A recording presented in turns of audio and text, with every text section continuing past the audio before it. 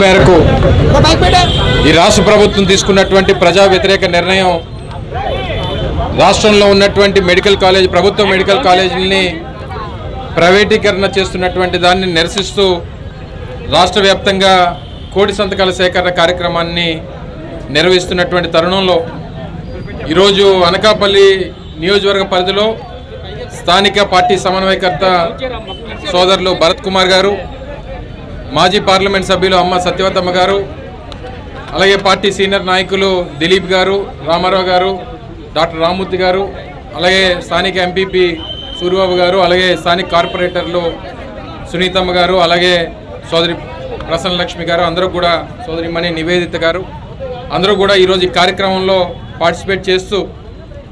సామాన్యులు అందరూ కూడా మీరే చూస్తూ ఉన్నారు. గడిచినటువంటి కాలంలో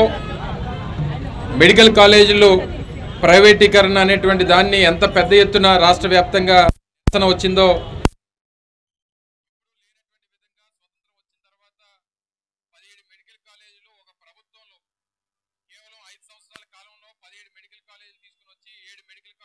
చేసి మిగిలినటువంటి కాలేజీల నిర్మాణంలో ఉన్నటువంటి తరుణంలో ప్రభుత్వం మారితే